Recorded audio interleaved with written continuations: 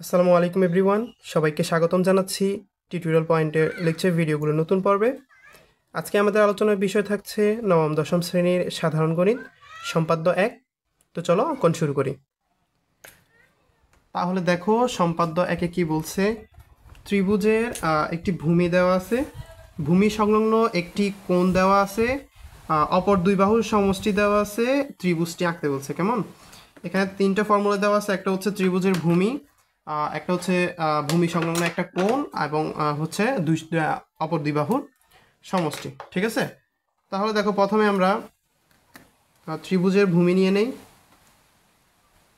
এখানে যেহেতু কোনো নির্দিষ্ট পরিমাপ দেয়নি, আমরা আমাদের ইচ্ছে মতো পরিমাপটি নিতে পারবো।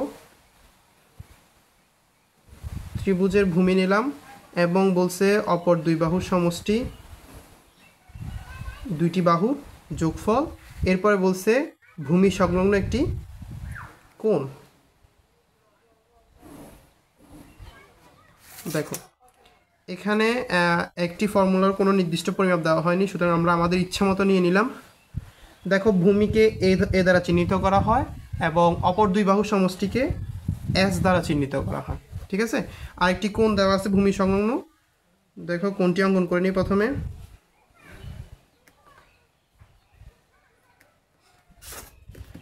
আমরা একটি 60 ডিগ্রি কোণ অঙ্কন করে নিলাম, এটাকে এক্স দ্বারা চিহ্নিত করলাম। ঠিক আছে, আচ্ছা, এরপরে আমরা সরাসরি চিত্রে চলে যাই। তাহলে দেখো প্রথমে আমরা একটি রেখা অঙ্কন করে নেই, এটাকে বিই দ্বারা চিহ্নিত করি। এরপর এই বিই রেখা থেকে ভূমি এ এর সমান করে, বিই রেখা থেকে ভূমি এ এর সমান করে বিসি অংশ কাটি। ঠিক আছে, এটা হচ্ছে সি। এ এর সমান করে বিসি অংশ কাটলাম। এরপরে বি বিন্দুতে এক্স এর পরিমাপে একটি কোণ অঙ্কন করব বি বিন্দুতে।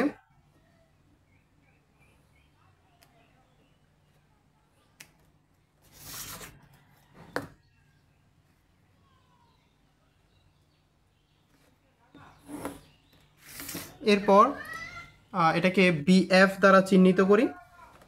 এখন আসি, এই বিএফ থেকে দুটি বাহুর সমষ্টি এস এর পরিমাপ নিয়ে বিডি অংশ কাটি। ঠিক আছে, এরপরে আমরা বিডি অংশ কাটলাম, এটা হচ্ছে এস এর পরিমাপ নেওয়া হয়েছিল। এরপরে আমরা সিডি যোগ করি।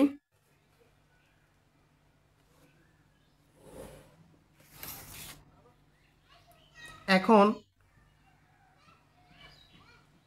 বিডিসি এই কোণটির পরিমাপ নিব।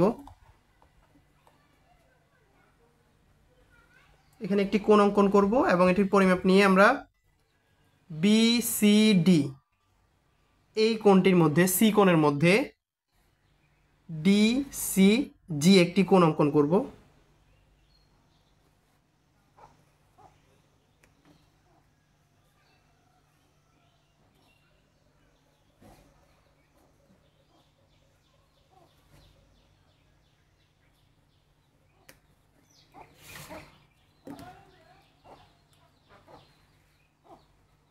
দেখো এরপরে সিজি যোগ করি, এটা হচ্ছে জি বিন্দু, এটা হচ্ছে জি রশ্মি, এবং যা এ বিন্দুতে ছেদ করে।